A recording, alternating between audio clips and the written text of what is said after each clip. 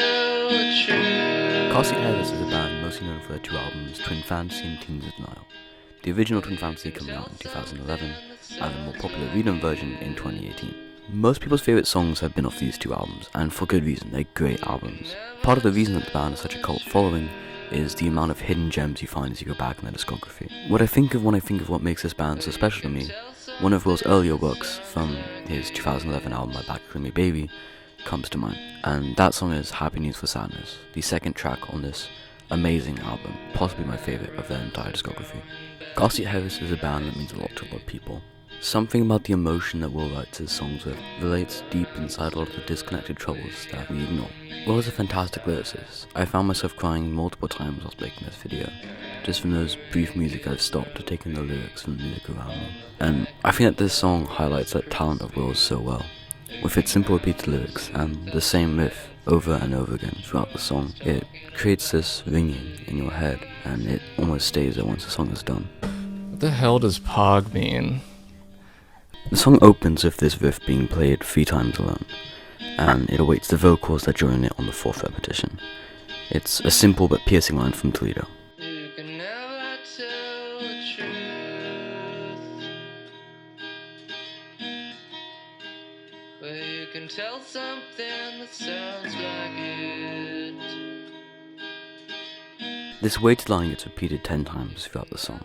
It's Will talking about the inherent bias of human nature, how nothing can really be expressed with certainty or truth. The repetition of this line combined with the riff puts the listener in this dreamlike state right off the first verse, stuck in the words and the notes cycling around them. It just feels like you're getting lost in the song. As the first real verse flows in, the riff and the atmosphere of the song stay the same, locking the listener in this state previously built up. The first line of this verse, Eyebrows are growing back in nicely, but I'm still ugly on the inside. is a simple line, and I think we can all relate to having a dark time in our lives pass as we move on, and still feeling the negativity long after. Whilst the scar can heal, the damage done inside sticks with us, and we'll always remember how ugly we felt. The next few lines are this. An ad for a kids movie on the back of the Rice Krispies. It came out in 2003. Sure hope it's talking about the A little story of Will eating an old box of cereal. Another line continuing this theme of negativity from the past sticking around with us and how accepting we are of this. Sure hope it's talking about the DVD is saying that if it's talking about the original movie, it would be years old, whereas the only hope Will really has is that it's a newly released DVD, meaning it, not be years old cereal. There's a really interesting thread on Reddit about the actual box of cereal. I haven't looked too much into it, but I'll link it down below. From this we reach the chorus, where the first line we heard is repeated 4 times. After 2 of these, it's interrupted by these blaring synths, and the same line continues twice before the synths drop out, and we hear the same riff we've been becoming so familiar with alone again, only for everything to cut for the second verse. liked you better when you hated yourself. Every time I think about love, I think about me thinking about you. Changing your anatomy, your body's connected to my heart. Every time I think about love, I think about you thinking about me. I let this verse play in full because it's just so incredibly impactful. I think it's clear why the riff was cut and why so much emphasis was put on this line. I think this is a comment that hits personally to a lot of us. It's not clear if Will's talking about his partner or himself, but I think that's intentional. I think it leaves this statement up to the listener. Having a line be so blunt allows us to attach our own meaning and depth to it, and I think that's part of what makes it so great. The statement itself isn't too complicated, but the attention to it and how simply it's put is just heart-wrenching. It reminds us a lot about lower parts of our lives, where being in a place where you want nothing leaves you so much to give, and how hard it can be to move on, feeling like we're letting down people around us. I don't want to go on too much about this line because I think it's for everyone to decide to themselves what it means to them, but I think it's definitely a great one. The next line is also put bluntly and giving the listener all the choice to decide its meaning to them. simply outlining an issue of so many teen relationships, not facing a reality, but a dream. They think of only loving the idea of someone, or being in a relationship, or being in love, but not truly feeling any of this, just the ideas. But he does make it clear by framing this as one of the most memorable parts of that relationship, that there is still some joy in living this false reality.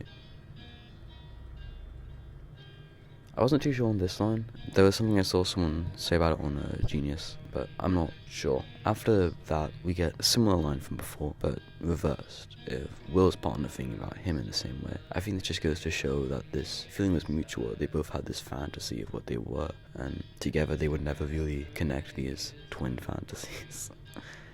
Next we have these huge layered vocals of the first verse flow over the top of the lead vocals, with the riff as it joins back, all of it being drowned out in this dark, depressing verse. Nobody wants to know what you got to say at all. Nobody cares exactly your life and the people that, so you can stop talking.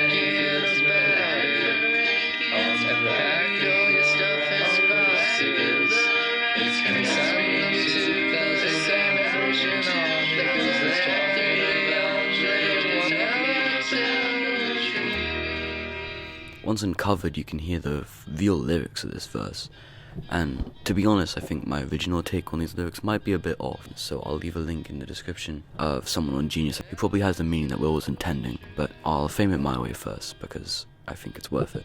The way that I saw these lyrics was Will attempting to bury his anger. I saw these lines as something he was saying directly to his partner, in an uncontrolled anger, yelling about how little he cares about them. I found the idea of him telling them to send these boxes away to be him trying to get them to leave his life and his mind, wanting to not be able to think of them whatsoever.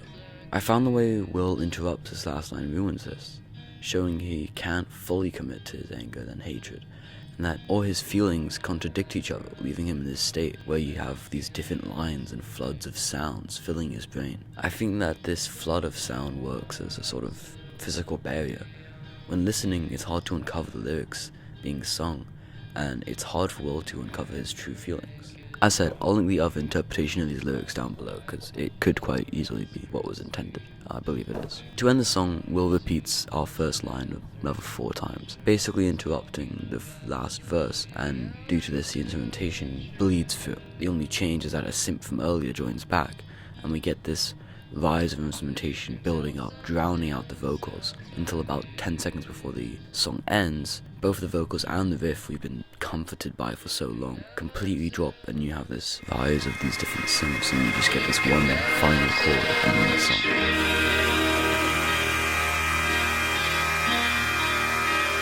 You can tell something that sounds like years.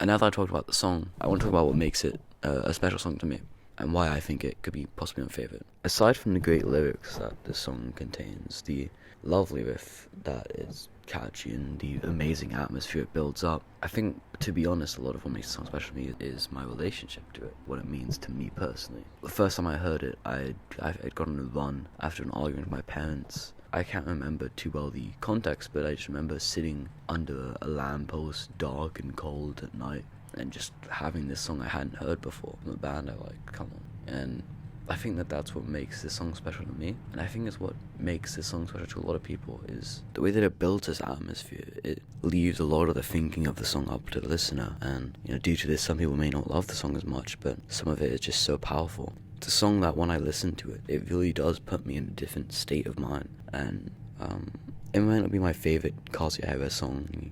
I'm not quite sure, but I think this is a bit of an underrated song, even though it's quite big in comparison to a lot of the rest of that album. I still wish it kind of had a bit of Twin Fantasy level of appreciation that it doesn't. Thank you for watching this video. It took me a long time to make. I wrote an entire script for it, and I didn't follow most of it, and I'm gonna have to learn to edit now. So we'll see.